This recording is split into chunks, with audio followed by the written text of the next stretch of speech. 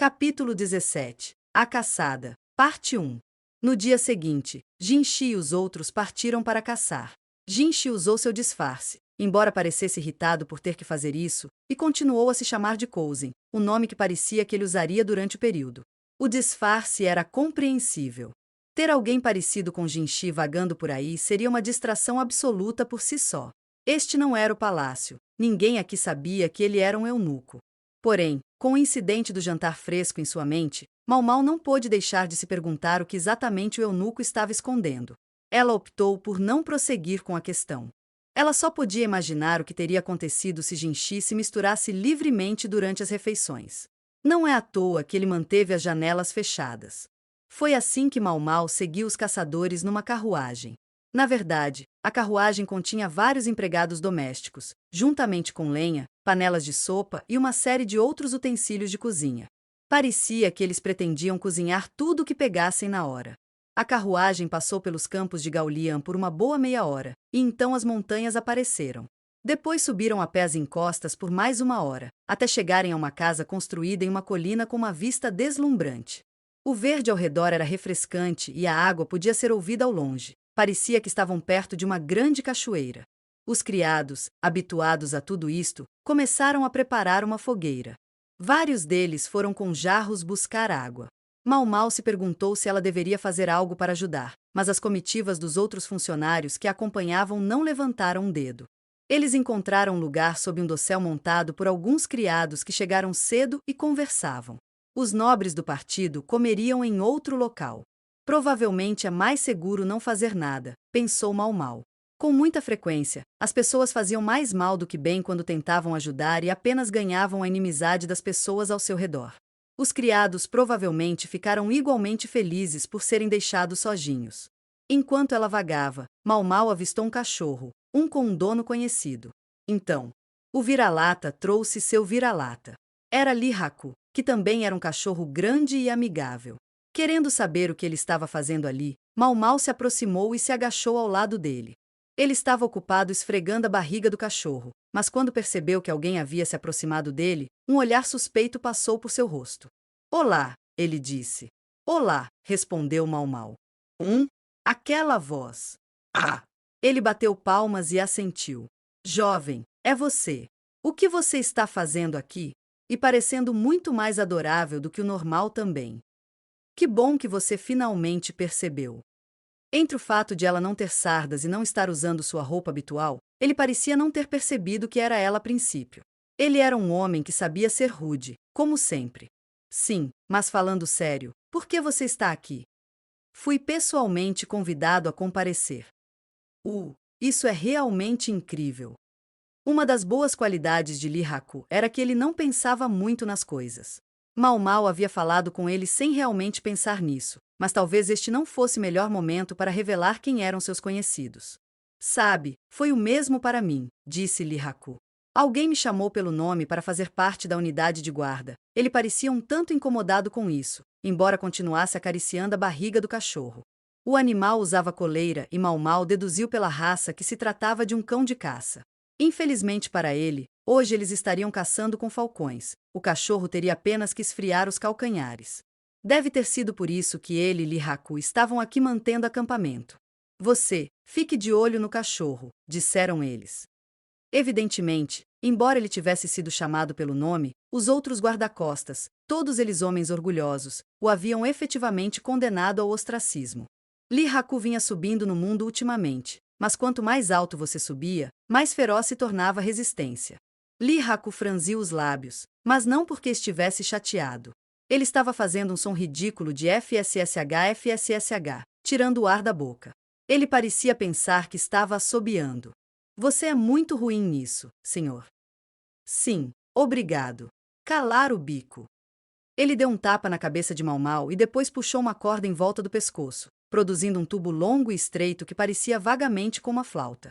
Tendo desistido de assobiar, Lee Haku colocou o cilindro para seus lábios e soprou na direção do cachorro. O animal deu um pulo e olhou diretamente para ele. Com uma série de golpes longos e curtos, ele conseguia fazer o cachorro sentar e ficar de pé sob comando. "Ele parece muito inteligente." "Claro que é. Quando preciso dele, Posso fazer com que ele venha correndo a quilômetros de distância. Depois deu 3 apitos curtos, seguidos de 4 mais longos. O cachorro se aproximou e sentou-se na frente dele, abanando o rabo. Ele é tão inteligente, mas eles querem usar isso. Ele olhou para o céu. Mau Mau não pôde deixar de seguir o olhar dele. Acima deles, no azul, ela viu uma pequena mancha preta circulando. Pessoalmente, ela pensava que quando caçava nas montanhas, que estavam cheias de obstáculos físicos, provavelmente seria mais sensato usar um cão do que um falcão, mas talvez os falcões tivessem mais prestígio. Mau Mau não recusaria um coelho selvagem, embora desejasse muito poder comer um pouco de carne de javali. Mas eles não iriam pegar um javali com um pássaro. Mau Mau contemplou como aquela floresta era boa. Uma grande variedade de árvores crescia aqui.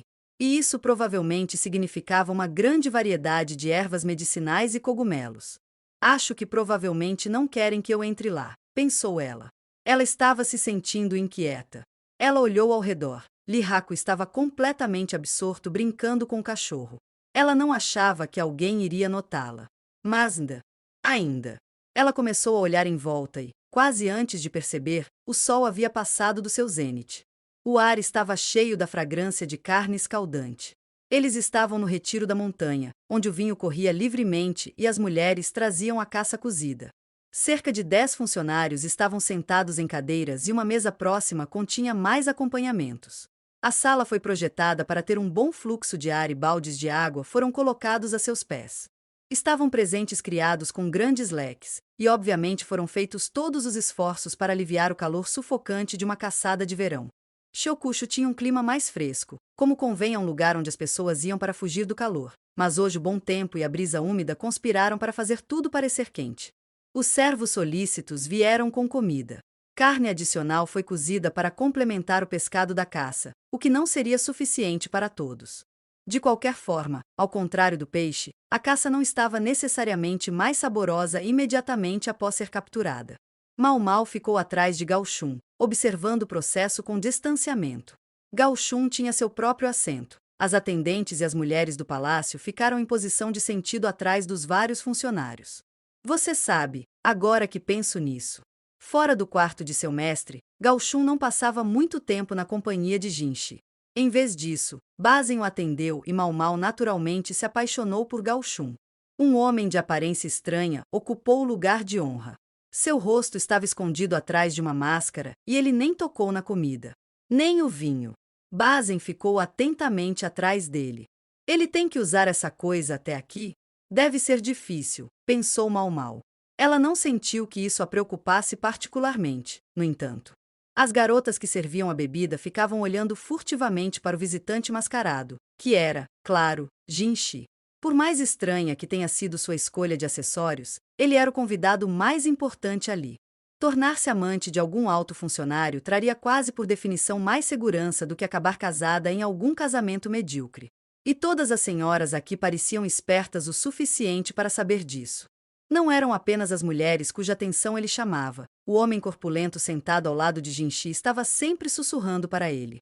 Era uma maneira bastante íntima de falar, então talvez tenha sido a imaginação de Mau Mau que fez o tom de sua voz soar levemente impertinente. Jinshi continuou respondendo com pequenos acenos rápidos de cabeça. Então isso é Shishou? Mau Mau se perguntou. Ela tinha ouvido o nome dele, mas não conhecia muito bem seu rosto, ou pelo menos não se lembrava dele. A localização de seu acento, porém, era um forte indicador de sua identidade. Me pergunto do que eles estão falando. Shishou parou de falar e se afastou de Jinshi. A mão de Jinshi continuou a tremer e a palidez de Bazen piorou. Algo que ele disse. Ela se inclinou e sussurrou para Gao Shun. Ela estava bem familiarizada com os costumes de Jinshi. Pense o que ela pudesse pensar sobre a personalidade dele, sua aparência externa era imperturbável. Foi muito estranho vê-lo agindo daquela forma. Ela disse a Gao Shun que achava que poderia haver algo errado com ele. Gao Shun, porém, apenas balançou a cabeça e instruiu-a a não fazer nada. Jinshi se levantou, alegando que tinha alguns assuntos menores para resolver. Bazen estava prestes a ir até ele, mas foi atrasado por alguns altos funcionários ao seu redor. Gao Shun puxou a manga de Mau Mau. É hora de negociar, disse ele. Mau Mau entendeu o que ele queria dizer. Ela assentiu e depois chamou um dos outros criados que esperavam do lado de fora da sala. Então ela seguiu Jinchi, que caminhava instável. Ele saiu da residência, tomando cuidado para que ninguém o notasse, e seguiu em direção às árvores. Mau Mau teria que segui-lo, mas primeiro havia algo que ela precisava. Ela pegou uma garrafa de gargalo comprido cheia de água. Posso atender? Isso? Ela perguntou a um servo que estava preparando comida. Claro, vá em frente. O criado, obviamente perturbado, respondeu sem realmente olhar para ela. Mau Mau usou uma colher para adicionar um pouco à água. Então ela o levou consigo para a floresta. Pouco depois de entrar nas árvores, ela avistou uma figura encostada em um dos troncos. Mestre J. Ela estava prestes a dizer Jinchi, mas tapou a boca com a mão antes que o nome pudesse sair. Ela não sabia por quê, mas ele estava usando um pseudônimo aqui. O que foi isso, de novo? Ela tentou se lembrar. É você, uma voz tensa disse por trás da máscara antes que ela pudesse lembrar o nome. Você precisa tirar isso, disse ela, e fez menção de tirar a máscara do rosto dele, mas Jinchi resistiu ferozmente. Não posso. Claro que você pode. Não há ninguém aqui. Não foi por isso que ele veio até aqui. Não havia lugar para ficar sozinho na residência. Jinchi tinha seus próprios aposentos, com certeza, mas as mulheres do palácio estavam sempre lá, sempre prontas para atender a todas as suas necessidades. Mas alguém pode vir. Argue, isso é tão frustrante. Mau Mau encostou o homem vacilante em seu ombro e começou a puxá-lo. Se você está tão preocupado com a possibilidade de alguém ver, então você só precisa ir a algum lugar que ninguém irá. Eles foram mais fundo na floresta. Ela podia ver um penhasco agora, com uma linda e enorme cachoeira. O spray era cativante, parecia um manto de penas brancas, como que um dos deuses usaria. A queda desceu em cascata vários passos, formando uma cena que deve ter sido avassaladora mesmo vista de cima. Percebendo que era ali que a água devia ter sido recolhida, Mau Mau mergulhou o lenço no rio e colocou-o sob a máscara de Jinchi, na esperança de refrescar o rosto. Então o chão ao redor de seus pés explodiu.